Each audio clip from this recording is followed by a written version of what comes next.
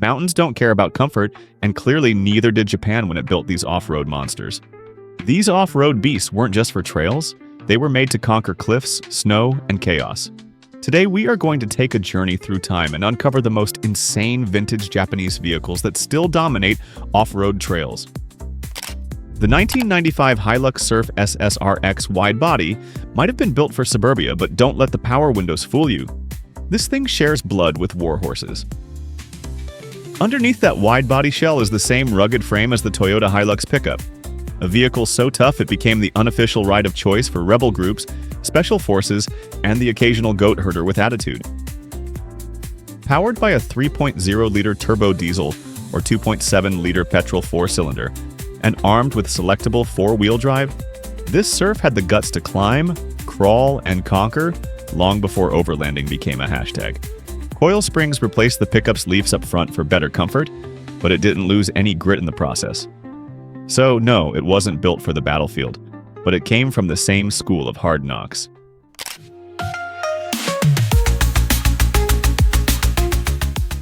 The Mitsubishi Type 73 light truck, known as Shin, was produced in 1996 to replace the aging Q model without losing the grit. Built on the Pajero's frame, it brought real-world off-road chops, plus just enough military edge to make a Humvee nervous. Powered by a water-cooled four-cylinder diesel, it was paired with a 4-speed automatic and a dual-range transfer case. That means 2WD or 4WD, low and high, perfect whether you're creeping through mud or cruising on broken pavement. At just under 2 meters tall, it was compact, reliable, and tougher than it looks. This 1.9-ton box of resolve came armed, literally. It could mount everything from Sumitomo M2s to Minami light machine guns.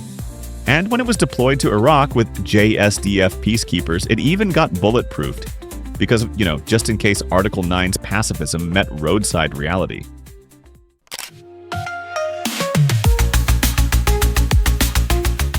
The 1979 Mitsubishi Jeep J56 was Japan's take on a wartime legend, born from a 4-decade partnership between Mitsubishi and Willys that kicked off in 1953.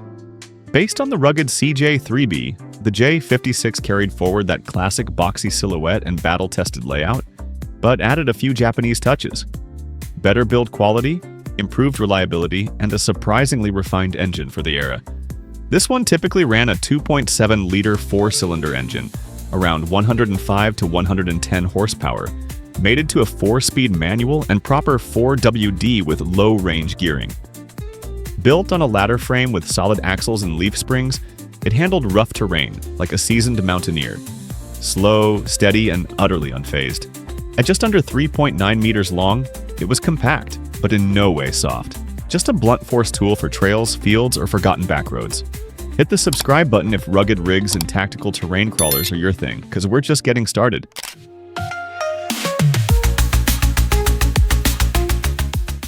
Back in 1953, Japan didn't just adopt the Jeep, they reimagined it.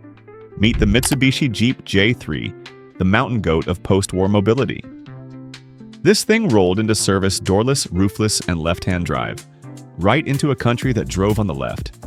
Born from Willys' DNA but raised on Japanese terrain, the J3 ran the rugged 2.2-liter Hurricane engine, rebranded the JH4, squeezing out 69 horsepower that felt more like a promise than a number.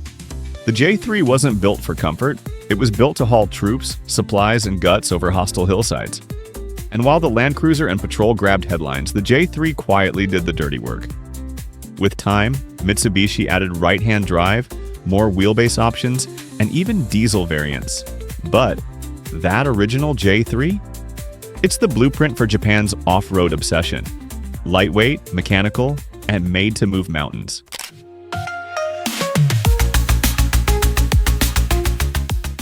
Before the Fourth Runner made SUVs a Toyota staple, there was the 1982 Toyota Trekker, a quirky collaboration between Toyota and Winnebago. Built on the Hilux Longbed 4x4 platform, the Trekker difiberglass struck bed for a custom fiberglass shell, and walk-through interior, turning workhorse into trail cruiser with couch-like charm. Only about 1,500 were ever made from 1981 to 1983, making it a rare gem among off-roaders.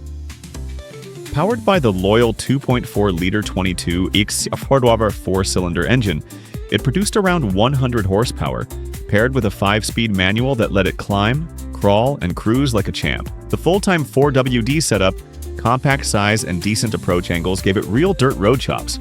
Despite looking like someone bolted a camper shell to a pickup, the Trekker didn't just precede the 4Runner, it proved the world was ready for it.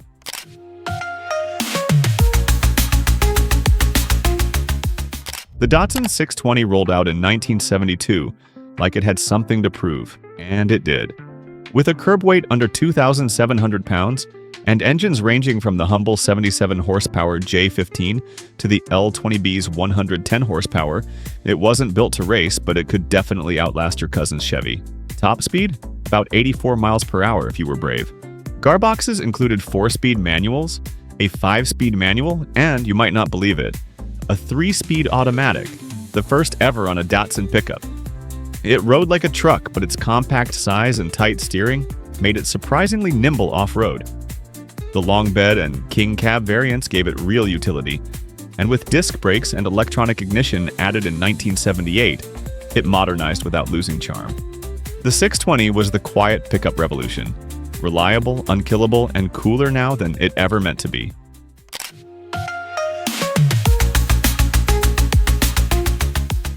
The Subaru Brat wasn't exactly built to impress, it was built to avoid taxes. To dodge a 25% import tariff, Subaru added 2 plastic rear-facing jump seats in the bed, classifying it as a passenger car. The result? A compact ute with a sense of humor.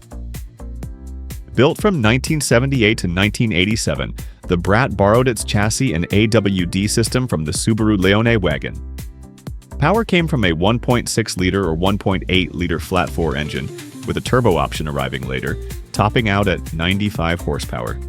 A dual-range transfer case gave it legit light off-roading ability, and it could handle snow, mud, and questionable trail decisions fairly well. Inside, it was basic. Outside, it was also basic, unless you count the optional T-tops or the underhood spare tire. It didn't sell in Japan, but quietly built a cult following abroad.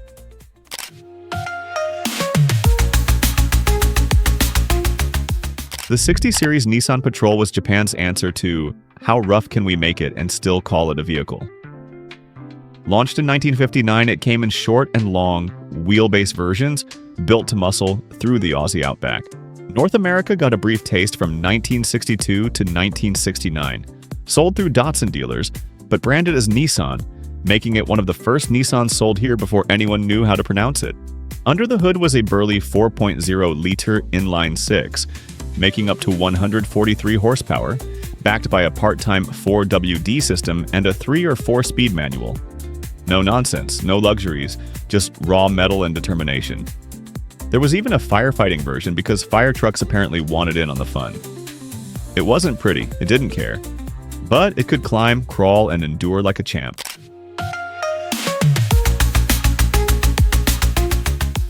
Before the Suzuki Samurai was bouncing over rocks and squeezing down tight trails in the US, it began life in Japan as the Jimny, Suzuki's pint-sized answer to big, heavy 4x4s. When it hit American shores in 1985, it brought charm, capability, and a price tag that undercut the Jeep Wrangler by a wide margin.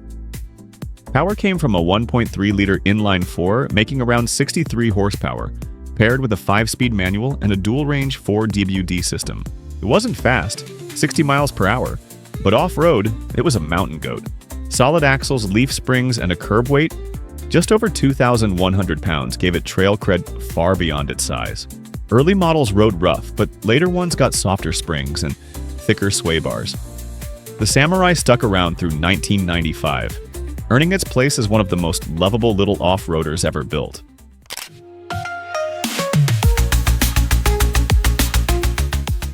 The Mazda Proceed. Marvi didn't make much noise globally, but for those in the know, it's one of Mazda's quirkiest family haulers. Born out of the rugged B-Series truck platform, the Marvi took a workhorse and gave it a family-friendly spin, with 3 rows of seats and a surprisingly roomy interior. Designed for right-hand drive markets, it featured a 2.5-liter turbo diesel engine, pushing 125 horsepower and 294 Nm of torque, paired with a 4-speed automatic. Rear-wheel drive kept things simple, and while it wasn't a trail warrior, Its 210mm ground clearance and solid build made it pretty capable for light off-road and utility duties. At nearly 5 meters long with a 3,000mm wheelbase, it had road presence and space in equal measure. Though often overlooked, the Marvi blended utility, seating for 7, and that unmistakable 90s boxy charm into one practical package.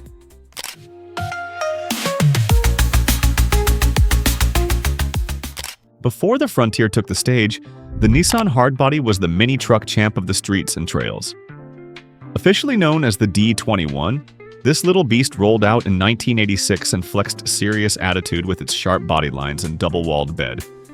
It was offered in rear or four-wheel drive, regular or king cab, and powered by everything from a 106 horsepower four-cylinder to a 154 horsepower V6. Whether hauling tools or hitting the dirt, it handled both with grit. You could get it with a 5-speed manual or auto, and trims ranged from basic to fully loaded SEs with power everything. Nissan even dropped a Desert Runner edition after winning the Baja 500. Tough, stylish, and endlessly customizable, the Hardbody was a true legend of the 80s and 90s mini truck era, and yeah, everyone either had one or knew someone who wouldn't shut up about theirs.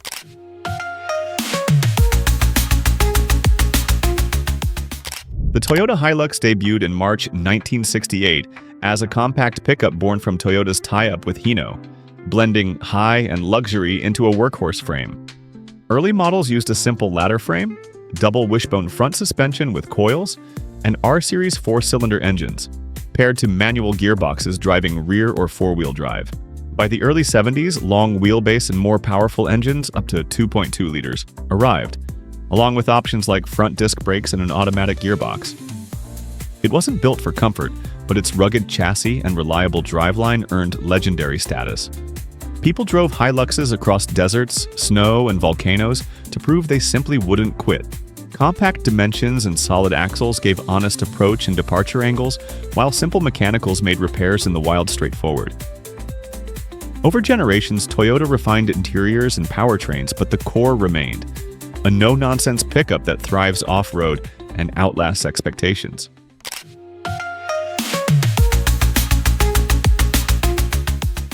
Born in 1981, the second-gen Suzuki Jimny SJ30 kept its boxy charm but packed in smarter features and a more modern edge. Whether you got the 1.0-liter or 1.3-liter engine, the lightweight build meant it could handle its own off the pavement. It came with a part-time four-wheel drive system, optional locking diffs, and solid axles front and rear. Off-road DNA through and through, with 210mm of ground clearance, 40 degrees approach angles, and that tiny wheelbase, the SJ30 could thread trails most SUVs feared. The no-frills interior had room for 4 foldable rear seats and a simple dashboard layout that put function first. Manual or auto, it got the job done. From jungles to deserts, this little brute earned its stripes the hard way and still proves its mettle today.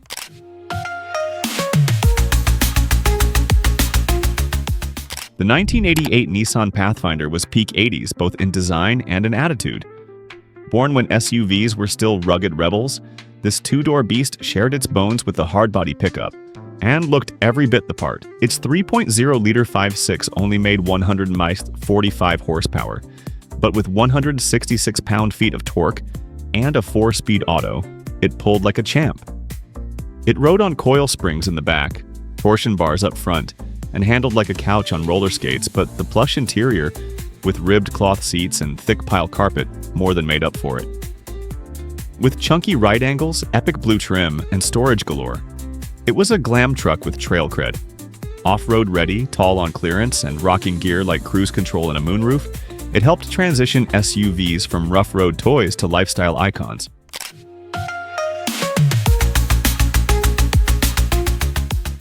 If rugged had a poster child, the 1977 Toyota Land Cruiser FJ40 would be it. This no-nonsense off-roader packed a 4.2-liter inline-six with 135 horsepower and a 4-speed manual, giving it just enough grunt to crawl rocks or cruise trails like it was born there. Which it basically was. With semi-elliptical leaf springs, front discs, rear drums, and a full floating front axle, it was built to take abuse without blinking. Inside, spit-shined steel and bench seats for 6. Nothing fancy, just the kind of utilitarian vibe that dared you to get it dirty. Whether you went soft top or hard top, the latter with a resin roof to keep the balance right, the FJ40 stayed tough, simple, and globally adored. For folks who think trail-rated should actually mean something, the FJ40 is still the go-to blueprint, and that's why it's a legend.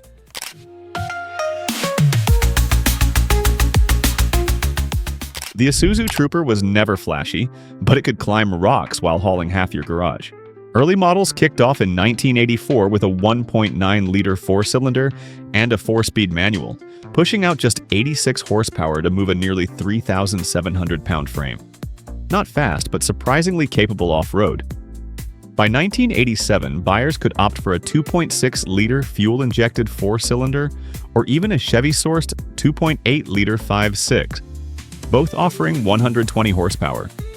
Inside, it was pure function, huge cargo space, upright seats, and visibility that felt panoramic. The second-gen Trooper arrived in 1991 with smoother styling, a 3.2-liter or 3.5-liter 5.6, and luxury touches like ABS, leather trim, and full-time 4WD.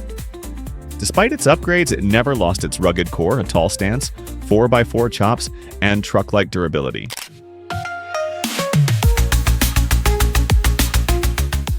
The Mitsubishi Jeep J44 is what happens when Willys grit meets Japanese engineering precision. Built from 1979 to 1998 under license from Willys, this rugged 4x4 housed a 2.07-liter 4DR. 5 diesel engine pushing out 80 horsepower and a hefty 18.0 kilogram of torque at just 2,200 RPM. That low-end grunt made it a slow mover on highways, but an absolute boss on the trails. A body-on-frame construction and leaf spring suspension gave it serious durability and off-road articulation, while its simple manual transmission with crawler-friendly gearing made it feel unstoppable in the wild. It wasn't trying to impress with speed or comfort.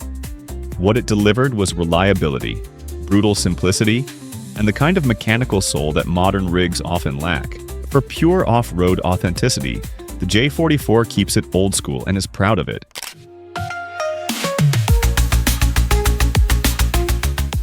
The Isuzu Rodeo was that no-nonsense SUV you bought when you wanted real off-road grit without the Land Cruiser price tag. Launched in the US for the 1991 model year, it came from solid stock. The Japanese market Isuzu MU, but brought 4 doors, trail chops, and rugged styling that screamed weekend warrior. You had 2 engine choices: a modest 2.6-liter 4-cylinder, making 119 horsepower, or a stronger 3.2-liter 5.6, pushing up to 205 horsepower. Manual or automatic, rear wheel or 4WD, you picked your adventure. The Rodeo rode on a 108.7-inch wheelbase, offered decent cargo space, folding rear seats, and even came in a short-lived 2-door Rodeo Sport. Trims range from bare-bones S to the more plush LSE. For a budget-friendly off-roading with old-school muscle, the Rodeo had the heart of a trail dog.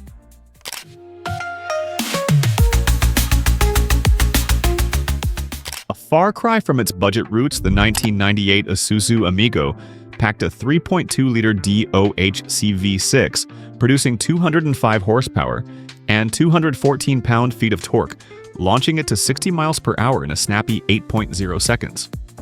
It rode on a tighter, stronger Rodeo chassis with coil springs, rack and pinion steering, and real-deal 4-wheel drive you could engage on the fly.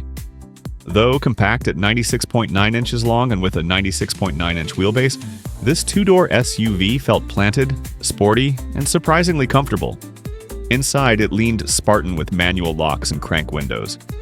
Disc brakes all around, a limited-slip rear diff, and grippy Bridgestone dualers made it a confident off-roader. It wasn't the plushest SUV on the market, but it was one of the most fun, and that's what counted.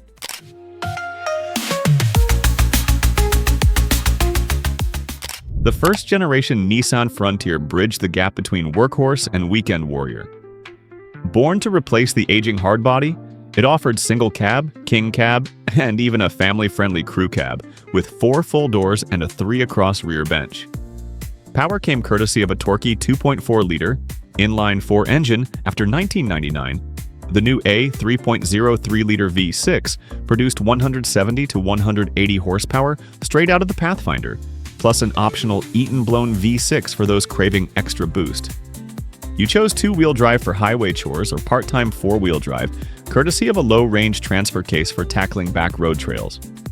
Ride height and suspension geometry gave it genuine off-road chops, especially in desert runner guys. A 5-speed manual or a 4-speed auto sealed the deal. The D22 Frontier proved that a compact truck could do it all. From rocky trails to battlefield ridgelines, these Japanese off-road beasts weren't just built tough, they were built with purpose. So, which of these would you trust in a mountain showdown? Drop yours in the comments below.